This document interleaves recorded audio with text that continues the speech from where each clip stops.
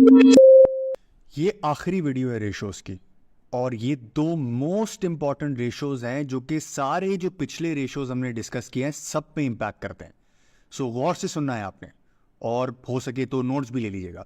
But इस concept को समझना बहुत जरूरी है, ये हर रेशोज में इंपैक्ट करता है, ठीक है। So starting from point number 1 which is earning yields.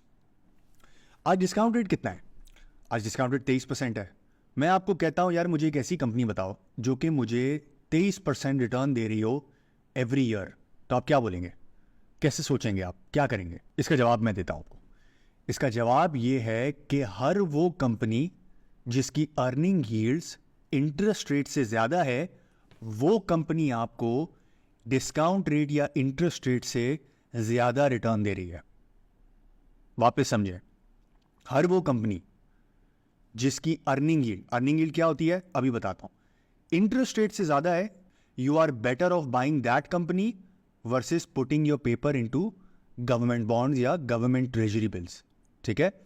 अब दूसरी बात, अर्निंग यील्ड्स क्या होती है? अर्निंग यील्ड्स पी का उल्टा होता है, या इस तरह समझे, अर्निंग्स डिवाइडेड बाय प्राइस। 20 रुपए की अर्निंग या 25 रुपए की अर्निंग डिवाइडेड बाय 100 रुपए। पहले हम प्राइस अर्निंग मल्टीपल्स में क्या करते थे? Price divided by earnings. अब उल्टा करेंगे इसका, ठीक है। हम रखेंगे ऊपर अर्निंग्स को, नीचे प्राइस को। 25 डिवाइडेड बाय 100 इज 25, ठीक है। That is the return that company is making for you. अब वो रिटर्न आपको मिलता है कि नहीं मिलता, या स्टॉक मार्केट में वो स्टॉक 25% ऊपर जाता है कि नहीं जाता है, दैट्स अ डिफरेंट स्टोरी। उसमें बहुत सारी चीजें आती हैं, मार्केट में कॉन्फिडेंस कैसा है, मार्केट में पैसे कितना आ रहा है, वगैरह वगैरह। बोनस लेक्चर्स में इस पे डिस्कशन है बाय द वे, और बोनस लेक्चर क्या है वो आपको आखिरी वीडियो में मिलेगा। सो आपको हर वो कंपनी देखनी है जिसकी अर्निंग यील्ड्स कंसिस्टेंटली ज्यादा हो इंटरेस्ट रेट से। अब जब मैंने कंसिस्टेंसी का वर्ड किया है, वापस नहीं समझाऊंगा, आपको समझ आ गया होगा। ये वो वाले नहीं है, ये वो वाले हैं, ये हैं या ये हैं, ये नहीं है, ठीक है। मैं समझा नहीं रहा हूं, नहीं समझ में आ रहा, ऊपर वाली वीडियोस में जाके देखें जो पीयू और प्राइस टू बुक पे मैंने डिस्कस किया, ठीक है। This is the return that you are making. This makes this ratio one of the most important ratios for a long term investor. Short term वाले के लिए क्या है वो भी मैं आपको बताता हूं। अब मैं आपको एक्सप्लेन करता हूं इधर हो क्या रहा है। आप गवर्नमेंट को 23% पे पैसे देने को तैयार है। आप गवर्नमेंट को क्या कहते हैं? ये लाख रुपए लो, साल के एंड पे मुझे 23,000 रुपए दे देना, 3-3 महीने पे दे देना, 1-1 महीने पे दे देना, what ever that case is, ठीक है। यहां पे आप क्या कर रहे हैं? आपने कंपनी को लाख रुपए दिए, यानी लाख रुपए के शेयर खरीदे आपने, और कंपनी ने उसके अगेंस्ट रिटर्न आपको क्या किया? 25 रुपए की अर्निंग। अब वो अभी बाहर नहीं निकली है, वो भी कंपनी के अंदर है। अगर कंपनी उसको पे आउट कर देगी तो उसको हम फॉलो करेंगे डिविडेंड यील्ड से, जो अगली चीज मैं समझाने वाला हूं। बट अगर कंपनी कंसिस्टेंटली इंटरेस्ट रेट से ऊपर आपको कमा के दे रही है, तो इसका मतलब इंटरेस्ट रेट से ज्यादा रिटर्न आपको कंपनीज के अंदर मिल रहा है। हम इसके अंदर एक और चीज ऐड करते हैं। इंटरेस्ट रेट कितना है भाई? 23%। रिस्क फ्री है, गारंटीड है, राइट? मतलब गारंटीड है ना, इन द सेंस कि आपने एक साल का पेपर अगर आपको 23 पे 22 पे मिल गया तो आपने ले लिया उसको, तो आपको 22% का एक साल का रिटर्न गारंटी हो गया। ये उससे बेहतर है, बट मैं बताता हूं एक और चीज क्या ऐड होती है। वो ऐड होती है रिस्क ऑफ अर्निंग्स का ऊपर नीचे हो जाना, रिस्क ऑफ इकोनॉमी का ऊपर नीचे हो जाना। तो लेट्स से अगर कोई कंपनी आपको 3-4% का आप रिस्क रख लेते हैं, आपको 22% या 23% प्लस 4% 27% का कोई कंपनी अगर आप हिस्टोरिकली जाके देखें कि प्राइस के ऊपर उसकी कितनी अर्निंग यील्ड बनती है और वो कंसिस्टेंटली इंटरेस्ट रेट से ज्यादा है, मतलब वो अक्यूमुलेट कर रही है वेल्थ। एक साल 100 रुपए कमाए, 25 रुपए कमाए, 25 रुपए कमाने के बाद लेट्स से डिविडेंड कोई पे आउट नहीं किया, वो 25 रुपए और पहले 100 रुपए मिला के री इन्वेस्ट किया, अब उस पे 25 रुपए कमाए, फिर 25 रुपए प्लस 25 रुपए प्लस 25 रुपए को री इन्वेस्ट किया, उस पे 25 रुपए कमाए। This is how compounding happens. Stock market में ऊपर जा रहे हैं स्टॉक्स, नीचे जा रहे हैं, उससे ताल्लुक नहीं है। अभी हम वो कंपनीज देख रहे हैं जो कि आपको इंटरेस्ट रेट से बेहतर रिटर्न दे रही हैं। वो निकालते कैसे हैं? अर्निंग यील्ड्स पे। Now let's talk about dividend yield, और उसके बाद मैं इन सबको कंबाइन करूंगा। डिविडेंड यील्ड क्या होती है? मैंने अभी एग्जांपल दी थी ना आपको कि आपने गवर्नमेंट को पैसे दिए लाख रुपए, गवर्नमेंट ने आपको 23,000 रुपए साल के एंड पे दे दिए, राइट? मैंने अर्निंग यील्ड्स में आपको क्या बताया? आपने लाख रुपए के शेयर्स खरीदे और 25 रुपए की अर्निंग आई, या 100 रुपए का आपने पर शेयर खरीदा और 25 रुपए की अर्निंग आई, 25% का रिटर्न आ गया। बट कंपनी ने आपको पे आउट नहीं किया। जब आपको पे आउट नहीं किया तो कंपनी ने क्या, अपने पास पैसा रख लिया। जब अपने पास पैसा रख लिया तो उसको उसने री इन्वेस्ट किया।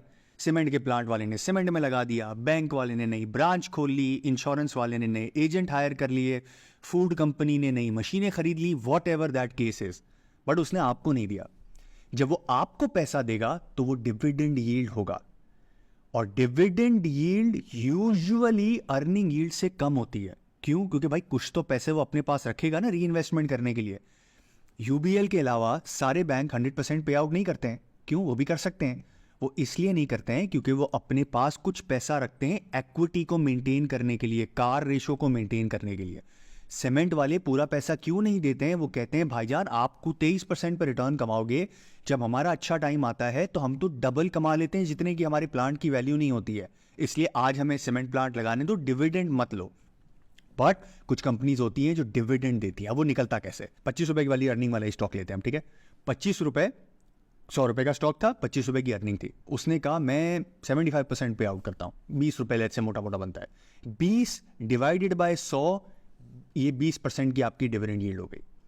अगर ये इंटरेस्ट रेट से ज्यादा है, now I am comparing again, अगर ये इंटरेस्ट रेट से ज्यादा है और आपको लगता है कि ये बहुत गिर नहीं जाएगा किसी वजह से, या ये बहुत स्टेबल कंपनी है जिस तरह फर्टिलाइजर है, जिस तरह बैंक है, then it is much better than giving it to the government, जिस तरह हम 22% पे दे देते हैं, 23% पे दे देते हैं। It's better. वाई? बिकॉज ये कंपनी ग्रो करती है अपनी अर्निंग्स। वो मैं थोड़ी देर में समझाता हूं आपको पूरा कॉन्सेप्ट, बस समझिए इस बात का। टुडेज अगर consistent dividend yield is higher than interest rate, there is a high chance कि डिविडेंड यील्ड नीचे नहीं आने वाली। डिविडेंड नीचे नहीं आने वाला, यील्ड नीचे आएगी क्योंकि प्राइस ऊपर जाएगी। ये डिविडेंड नीचे नहीं आएगा। अक्सर केसेस में अगर आपने कंपनी अच्छी निकाली है तो वन टाइम पेमेंट है, किसी को पावर प्लांट है, किसी को एक साथ पैसे मिले, 5 साल के बाद उन्होंने आपको पे आउट कर दिया, मैं उसकी बात नहीं कर रहा हूं। मैं हर साल के कंसिस्टेंट डिविडेंड की बात कर रहा हूं। अगर वो है, it's better than the interest rate. ये दोनों रेशो मैं इस्तेमाल करता हूं अपनी पर्सनल इन्वेस्टमेंट्स को देखने के लिए। अगर आप लॉन्ग टर्म इन्वेस्टर हैं, earning yield is very important to you. कोई कंपनी आपको मिल जाती है जो कि कंसिस्टेंटली हिस्टोरिकली आप देखते आए हैं कि आपको इंटरेस्ट रेट से ज्यादा कमा के देती है, that is one of the best companies to have in your portfolio for the long term. But अगर आप शॉर्ट टर्म वाले हैं और dividend yield is more than interest rate, तो आपके लिए बेस्ट है। मतलब एक कंपनी इतनी नीचे आ गई है और इसका डिविडेंड, क्योंकि अर्निंग्स तो बनी रही ना, आपने लास्ट 4-5 सालों में नोट किया होगा, या लास्ट 2 सालों में जब मंदी थी आपने नोट किया होगा कि कंपनीज के स्टॉक प्राइसेस नीचे आ रही हैं लेकिन प्रॉफिट्स नीचे नहीं आ रहे हैं। खासतौर पे बैंक्स के, फर्टिलाइजर के, ये एक्चुअली ऊपर जा रहे हैं, और यही वो कंपनीज है जो डिविडेंड देती हैं। तो अगर इनका dividend yield is more than interest rate, short term में भी आपको पैसे मिल रहे हैं। इसको मैं एक और स्टेप लेके आगे चलता हूं। कब तक आपको लगता है कि इंटरेस्ट रेट 23% और 22% रहेगा? 6 महीने, 8 महीने, साल के बाद आप गवर्नमेंट को कितने रुपए पे पैसे देंगे? लेट्स से उस वक्त डिस्काउंट रेट या इंटरेस्ट रेट 15% है। अब जब आपको गवर्नमेंट ने 25,000 रुपए वापस किए, अब गवर्नमेंट को आप वापस लाख रुपए देंगे, तो गवर्नमेंट कितने में आपसे पैसे लेगी? 15,000 रुपए में। आपको साल के एंड में 15,000 रुपए मिलेंगे। लेट्स से 15% का इंटरेस्ट रेट हो गया।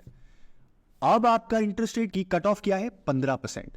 लेकिन कंपनी क्या आप उम्मीद करते हैं कि अगर इस साल ईफर्ट ने 20 रुपए कमाए, जस्ट एक रॉ एग्जांपल दे रहा हूं आपको, 20 रुपए कमाए, अगले साल क्या होगा? कम से कम 20 तो कमाएगी ना। अगर कोई बहुत बुरे हालात नहीं है, आपको लगता है फर्टिलाइजर है, यूरिया है, वो तो बिकना ही बिकना है, या बैंक है, उसका तो प्रॉफिटेबिलिटी इंटरेस्ट रेट के हिसाब से आनी ही आनी है। लेट्स से आपको मिल जाता है वही, अब फर्टिलाइजर में क्या होगा? वो 20 रुपए कमा रहे थे तो अगले साल भी 20 रुपए कमाएंगे। तो जब वो 20 रुपए कमाएंगे तो डिविडेंड कितना देंगे? लेट्स से लास्ट टाइम 20 रुपए दिया था, इस बार 20 रुपए देंगे, तो स्टॉक की प्राइस को क्या होगा? स्टॉक की प्राइस ऊपर जाने लगेगी, क्योंकि सब लोग भाग के आएंगे। जिन जिन लोगों ने 23% पे गवर्नमेंट को पैसे दिए थे, अब गवर्नमेंट उनको कह रही नहीं भाई 15,000 रुपए दूंगी मैं वापस, तो ये कहेंगे अबे भाई ईफर्ट ले लो या XYZ जो भी स्टॉक है वो ले लो, वो तो 20,000 रुपए दे रहा है, तो स्टॉक प्राइस ऊपर जाएगी। इंटरेस्ट रेट का डिविडेंड यील्ड और अर्निंग यील्ड के साथ बहुत स्ट्रॉन्ग कोरिलेशन होता है। लॉन्ग टर्म इन्वेस्टर के लिए earning yields are very important.